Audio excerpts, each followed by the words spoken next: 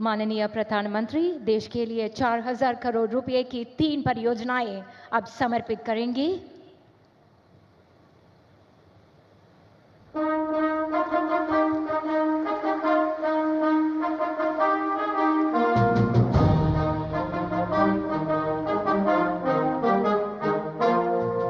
Digital plaques are revealed before us, a noteworthy moment for everyone present to witness and acknowledge.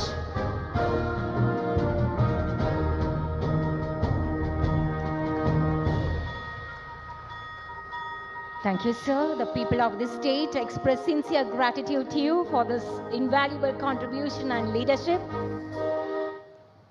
सड़क एवं आवास मिलाकर 4,604 करोड़ रुपए का बजट प्रावधान किया जा रहा है। 4,604 करोड़ अपने आप में एक बड़ी राशि की स्वीकृति आज मंत्रिमंडल ने दी है। इसके अलावा आगर मालवा में एक नया विधि महाविद्यालय खोलने की स्वीकृति प्रारंभ करने का निर्णय लिया है। मंत्रिमंडल ने 30 नए पदों के सृजन की स्वीकृति दी है। कॉलेज की स्थापना पर 2 करोड़ 19 लाख रुपए से अधिक का आवर्ती और अनावर्ती व्यय होगा। कॉलेज के लिए पृथक भवन का निर्माण किया जाएगा। इसके लिए अलग से राशि का प्रावधान किया जाएगा। चिकित्सा शिक्षा भर्ती नियमों में संशोधन का भी एक प्रस्ताव मंजूर हुआ है। अगले 5 साल के लिए जो पद पदोन्नत से भरे जाते थे प्रोफेसर्स के, उसको अब सीधी भर्ती से भरा जा सकेगा, क्योंकि हम 5 नए मेडिकल कॉलेज इसी सत्र में शुरू करने जा रहे हैं। सिवनी, श्योपुर, नीमच, मंदसौर और सिंगरौली, ये नए जो शासकीय मेडिकल कॉलेज शुरू होंगे। इसमें लगभग असिस्टेंट प्रोफेसर 70 से 75 की आवश्यकता पड़ती है, फिर एसोसिएट प्रोफेसर 46, फिर प्रोफेसर 24, तो कुल मिला के 150 पद होते हैं। तो यदि हम इसको पदोन्नत से भरेंगे तो फिर हम जो एनएमसी की जो मान्यता है कि तत्काल इन पदों को भरना चाहिए, तो ये आवश्यक संशोधन इसलिए लाया गया कि हमारे मेडिकल कॉलेजेस शुरू हो जाएं 5 वर्षों के लिए, और हम सीधी भर्ती से उन पदों को भी भर लेंगे जिन पदों को पदोन्नत के पदों के माध्यम से भरा जाता था। तो ये स्वीकृति संशोधन नियमों में आज मंत्रिमंडल ने की है। विद्युत वितरण लाइसेंस में संशोधन किया है। हम सब को मालूम है कि मुहासा बाबई एक बड़ा इंडस्ट्रियल एरिया हम लोगों ने डेवलप किया था पिछली सरकार में। अब उसमें डिस्ट्रीब्यूशन लाइसेंस MPIDC को, औद्योगिक विकास निगम को जो दिया गया था, वो 1678 एकड़ में डिस्ट्रीब्यूशन लाइसेंस दिया गया था। और इस पार्क में विद्युत, पवन ऊर्जा, सौर ऊर्जा के उपकरण बनाए जाएंगे। उसका मतलब बिजली ऊर्जा और नवकरणीय ऊर्जा के उपकरणों के निर्माण का काम उस इंडस्ट्रियल एरिया में होना है। तो अभी जो भारत सरकार से स्वीकृति मिली है वो 371 करोड़ रुपए का अनुदान भारत सरकार ने दिया है ऊर्जा उपकरण निर्माण क्षेत्र की स्थापना के लिए। जो भी इंफ्रास्ट्रक्चर वहाँ पे बनना है, जिसमें बहुत से काम होने हैं, जिससे कि वहाँ पर इस प्रकार की जब इंडस्ट्री का है तो उसके टेस्टिंग से लेके हर तरह के लैब वहाँ पर उपलब्ध हों।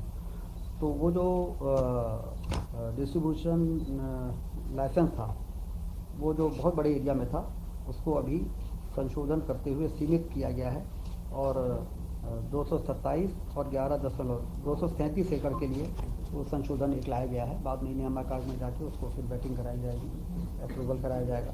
तो ये भी एक हुआ है। इससे हमारा जो इंडस्ट्रियल एरिया है उसमें निवेश आना तेज़ी से शुरू हो पाएगा।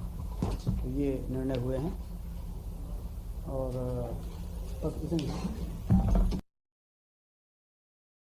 उसमें 60% केंद्र का होगा और 40% राज्य का होगा।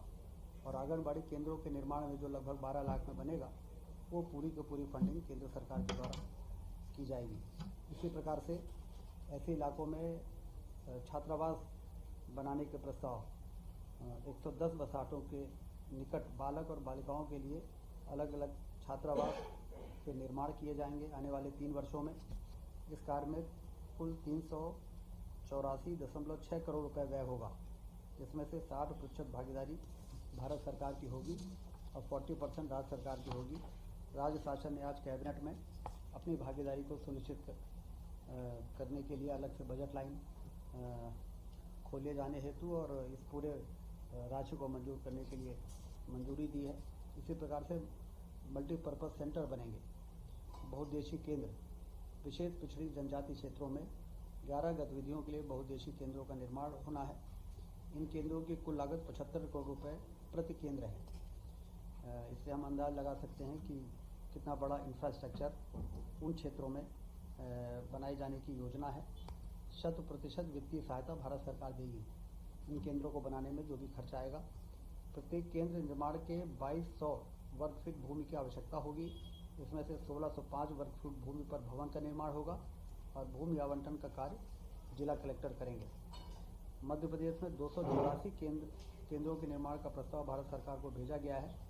इसमें से 125 केंद्रों की स्वीकृति भारत सरकार द्वारा मिल गई है और इस मंत्रिमंडल की स्वीकृति के बाद इस पर तेजी से काम शुरू होना है। विशेष पिछड़ी जनजाति बाहुल क्षेत्रों में सड़क निर्माण के लिए भी प्रस्ताव लाया गया। प्रधानमंत्री ग्राम सड़क योजना के जो मापदंड हैं उसके अनुसार सड़क बनाई जाएगी। पिछड़ी विशेष जनजातियों की 100 तक की जनसंख्या वाले गांवों को भी पक्की सड़क से जोड़ा जाएगा। अभी तक प्रधानमंत्री सड़क योजना 250 तक की जनसंख्या को जोड़ने का रहा है, लेकिन इस योजना के आ जाने से प्रधानमंत्री जनमन से ये फ़ायदा है कि 23 जिलों के ऐसे पिछड़ी जनजाति क्षेत्रों में अब 100 तक की भी यदि जनसंख्या है तो प्रधानमंत्री सड़क से वहाँ पर सड़क बनाई जाएंगी। कुल 981 संपर्क विहीन पसाटों में 2403 किलोमीटर लंबाई के 978 मार्ग एवं 50 पुल बनाए जाने का लक्ष्य है।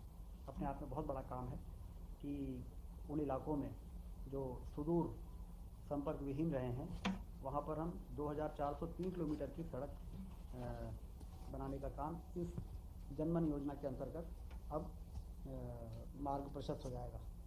इस कार्य में 3 वर्षों में 2454 करोड़ रुपए का निवेश किया जाएगा। मतलब लगभग हर वर्ष 800-900 करोड़ रुपए सड़क पुल में खर्च किए जाएंगे। विशेष पिछड़ी जनजाति बहुल क्षेत्रों में आवास का भी इसी प्रकार से, जैसे हमने आंगनबाड़ी केंद्र की बात की, फिर मल्टीपर्पज़ केंद्रों की बात की, फिर सड़क पुलियों की बात की और अब इसके साथ ही वहाँ पर रहने वाले आदिवासी के मकान यदि प्रधानमंत्री आवास से स्वीकृत नहीं किए हैं तो उसको भी मिशन मोड में स्वीकृत किए जाएंगे। प्रति हितग्राही आवास निर्माण के लिए 2 लाख रुपए दिए जाएंगे। इसके अलावा मनरेगा से अकुशल श्रमिकों की 90-95 दिवस के बराबर 27,000 रुपये की राशि तथा स्वच्छ भारत मिशन से शौचालय निर्माण के लिए 12,000 रुपये की राशि दी जाएगी। मध्य प्रदेश में 1 लाख से अधिक लक्षित हितग्राही परिवार इससे लाभान्वित होने वाले हैं।